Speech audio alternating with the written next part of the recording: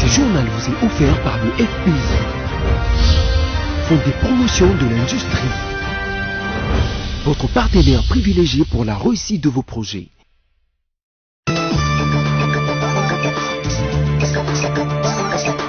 Merci de nous avoir choisis pour vous informer. Mesdames, Messieurs, voici nos titres.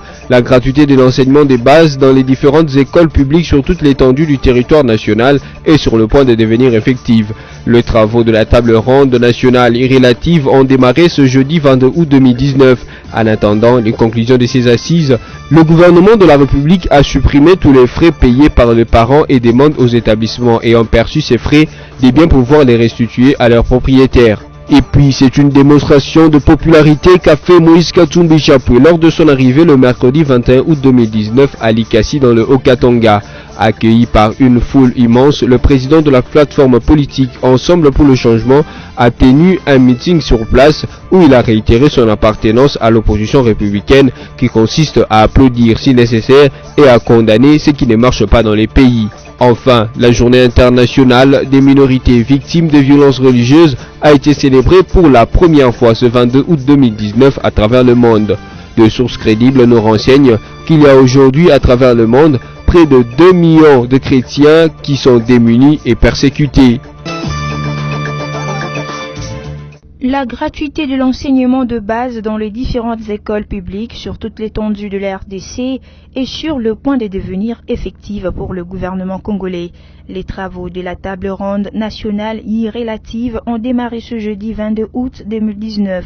En attendant les conclusions de ces assises, le gouvernement de la République a supprimé tous les frais payés par le parent et demande aux établissements scolaires ayant perçu ces frais de bien pouvoir les restituer à leurs propriétaires. Ces frais sont ceux du Minerval, de l'assurance, d'identification et du bulletin scolaire. Ces travaux, qui s'organisent du jeudi 22 au samedi 24 août 2019 à Kinshasa au Fleuve Congo Hotel, sont essentiellement tenus pour la réforme du secteur de l'enseignement primaire et secondaire en RDC.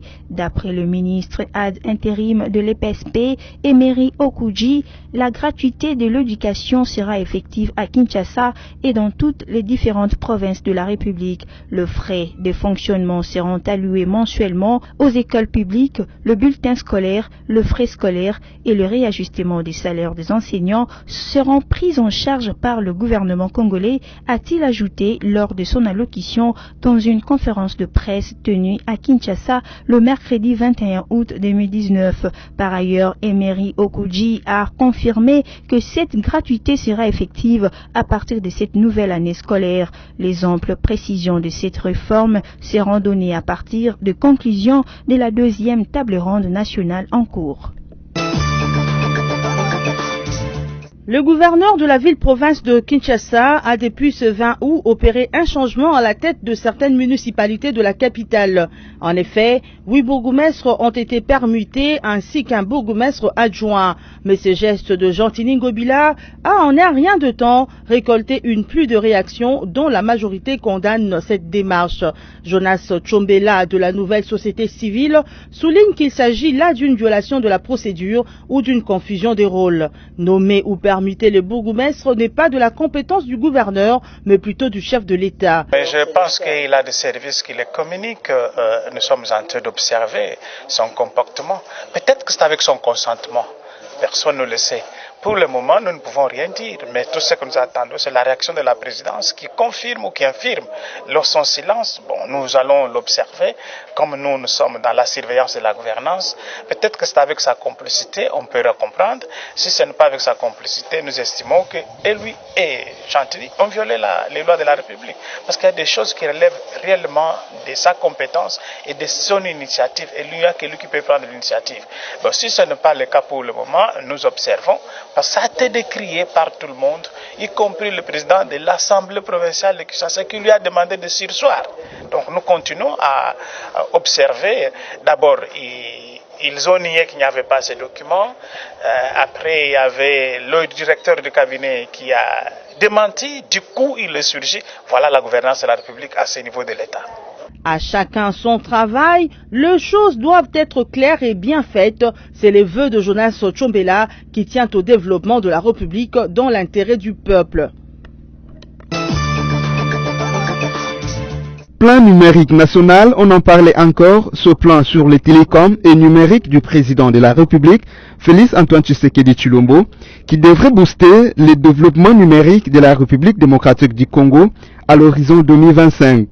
Le professeur Dr Kojondukuma Adjaï, expert en cyberspace et commerce numérique et rédacteur de ce projet, revient sur l'importance de ce document, combien nécessaire pour la République démocratique du Congo, à travers l'émission Point de vue.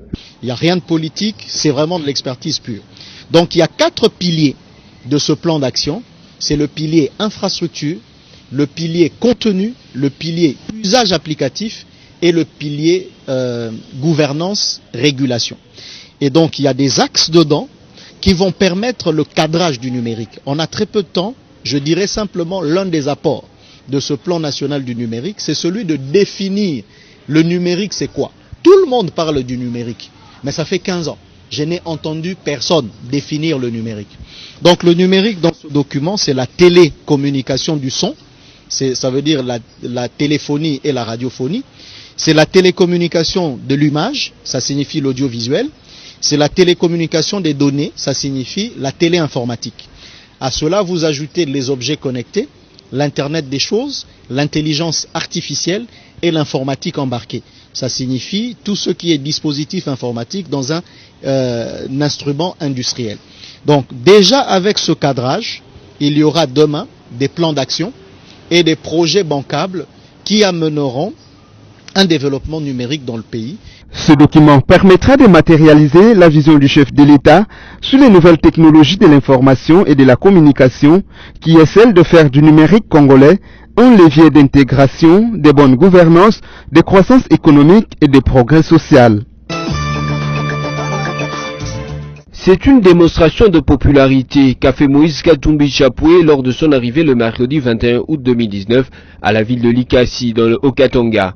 Accueilli par une foule immense, le président de la plateforme politique Ensemble pour le changement a tenu un meeting au stade Binamé où il a remercié la population de Likasi pour l'avoir soutenu durant son absence au pays.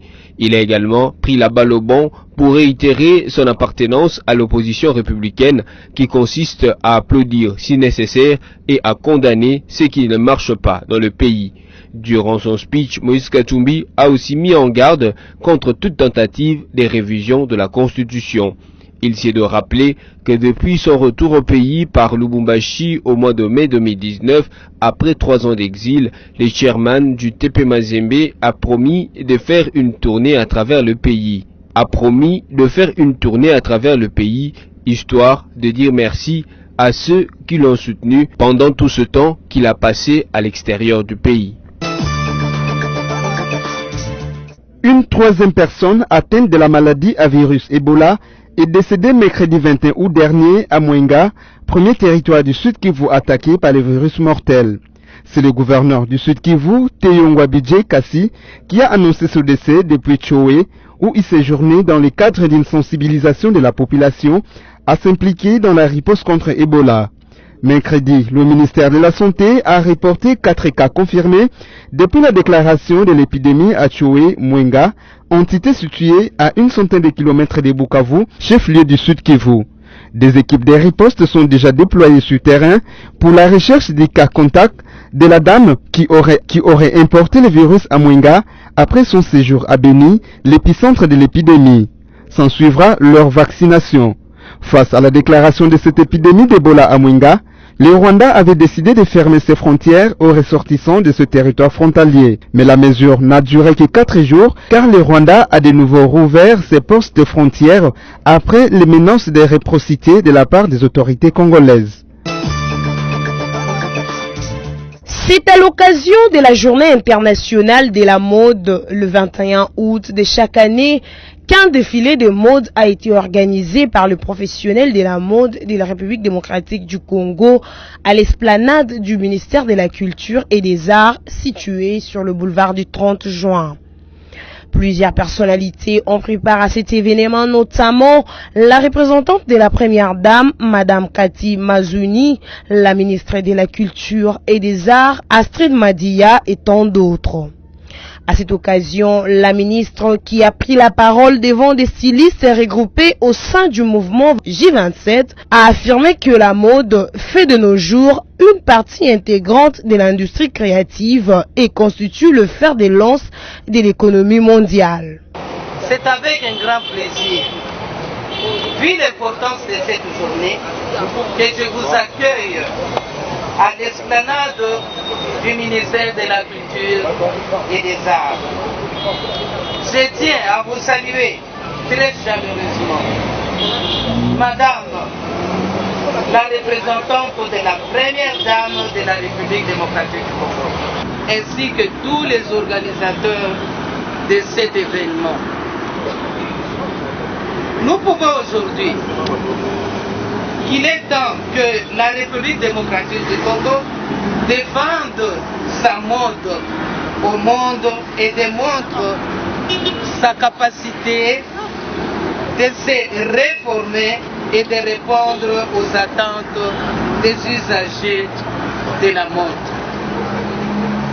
La performance dans le monde en République démocratique du Congo n'est pas une leurre, mais une réalité et une pratique bien vivante qui nécessite d'être vulgarisée et promise. Et les modélistes n'ont donc pas à rougir des résultats atteints à ces jours et méritent les encouragements de mon ministère. Pour sa part, un des stylistes, à savoir Marco, a expliqué que cette activité a pour objectif d'attirer l'attention de l'État congolais sur la journée internationale de la mode. Pour moi, je suis très content aujourd'hui de commencer cette journée de revendication de nos droits. Et on a commencé les débuts très bien et je pense qu'à la fin ça s'est bien passé. Seulement qu'on attendait de la ministre depuis un moment de nous recevoir. Et voilà, le jour J, la ministre nous a reçus et même la représentante de la première dame présente. Donc pour moi, c'est trop bien. C'est déjà un pas par rapport à notre revendication. Et je suis très heureux, très content d'avoir accompli cette mission. Ce qu'on attend du gouvernement, ce qu'on attend du ministère, ce qu'on attend du président de la République, c'est en fait que on doit nous reconnaître comme des artistes. On doit récupérer notre place. C'est vrai qu'on dormait un moment, mais maintenant on s'est réveillé, on s'est dit que non, on doit récupérer notre place parce que nous sommes des artistes. Par ailleurs, Chéri et Sam, représentants des stylistes, se félicitent de la célébration pour la première fois de cette journée en République démocratique du Congo et a souhaité que cela soit continuel les années à venir. L'humanité entière commémore ce 22 août 2019 pour la toute première fois la journée internationale des minorités victimes de violences religieuses. Montrons notre solidarité envers les victimes de la violence religieuse, c'est le thème choisi à l'occasion de cette journée. Les violences religieuses dans le monde n'ont pas laissé indifférente la communauté internationale. Cette dernière a fait allusion aux attaques contre les deux mosquées de la ville néo-zélandaise de Christchurch et celles contre la communauté chrétienne et sri-lankaise. Face à cette situation, l'Assemblée générale des Nations unies a proclamé le 22 août journée internationale de commémoration des personnes victimes de violences en raison de leur appartenance ou de leurs convictions religieuses. Des sources crédibles nous indiquent qu'il y a aujourd'hui dans le monde près de 200 millions de chrétiens démunis ou persécutés. La violence étant contraire au principe divin, le pape François Ier estime que tuer les autres au nom de Dieu est une offense à Dieu lui-même. Si vous nous avez pris en cours de diffusion, je vous convie à suivre le rappel des titres. La gratuité de l'enseignement des bases dans les différentes écoles publiques sur toute l'étendue du territoire national est sur le point de devenir effective. Les travaux de la table ronde nationale et relative ont démarré ce jeudi 22 août 2019. En attendant les conclusions de ces assises, le gouvernement de la République a supprimé tous les frais payés par les parents et demande aux établissements ayant perçu ces frais de bien pouvoir les restituer à leurs propriétaires. Et puis, c'est une démonstration de popularité qu'a fait Moïse Katumbi Chapoué lors de son arrivée le mercredi 21 août 2019 à Likasi dans le Haut-Katanga.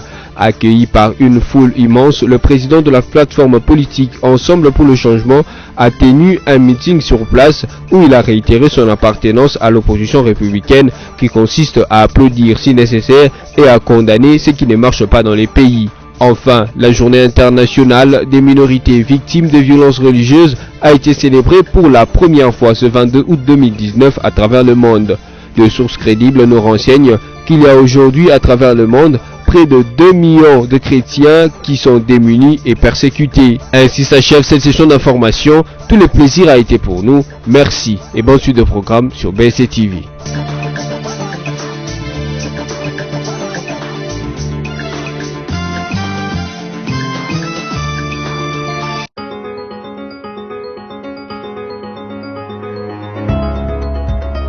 Bienvenue à tous dans cette revue de presse sur BSC TV. Dans une interview ce mercredi à la presse angolaise, Félix Tshisekedi, la publication du gouvernement pourra intervenir ce jeudi dans la soirée. Devant la presse angolaise à Luanda, le chef de l'État congolais a sollicité l'indulgence de l'opinion tant nationale qu'internationale vis-à-vis de ce qui apparaît comme tergiversation dans la formation de l'exécutif. La composition du nouveau gouvernement en RDC pourrait finalement être connue dans la soirée de ce jeudi 22 août 2019. C'est ce qu'a déclaré ce mercredi le président Félix Tshisekedi à la presse angolaise à Luanda, où il a participé aux travaux d'un mini-sommet sous-régional aux côtés de ses collègues Paul Kagame du Rwanda, Yoweri Museveni de l'Ouganda, Denis Sassou Nguesso du Congo-Brazzaville et Joao Lourenço d'Angola.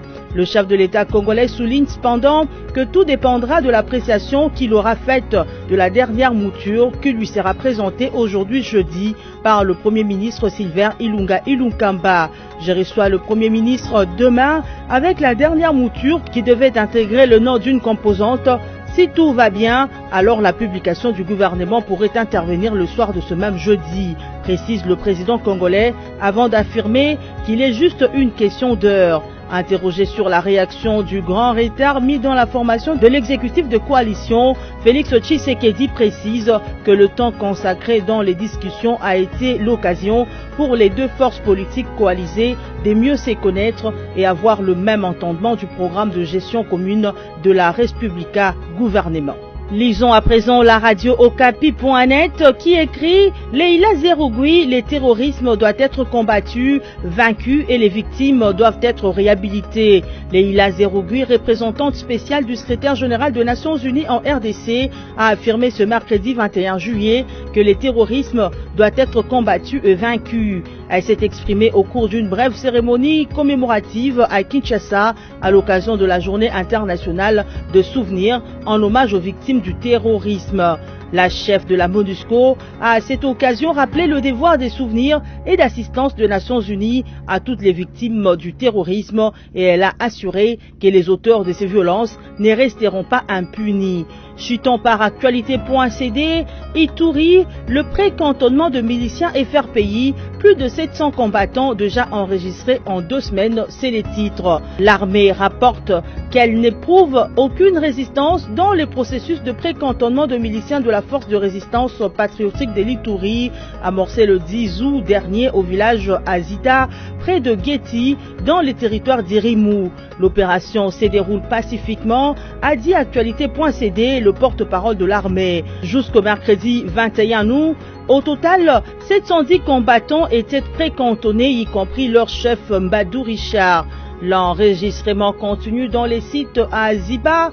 Depuis le lancement de l'opération à nos jours, nous avons déjà enregistré 710 combattants précantonnés avant de passer à une autre étape. L'opération s'est faite facilement, il n'y a pas de résistance, la volonté est très manifeste du côté de cette milice dont le chef Mbadou Richard est aussi dans le site, a déclaré le lieutenant Jules Ngongo, porte-parole militaire en Ituri. Il faut noter que l'opération bénéficie de l'appui du gouvernement provincial de l'Ituri. C'est un nouveau processus amorcé après plusieurs tentatives de désarmement des combattants de la FRPI en vue de pacifier la région. Merci, mesdames et messieurs, de nous avoir prêté oreille. C'est la fin de cette revue de presse. Restez branchés sur BSC TV.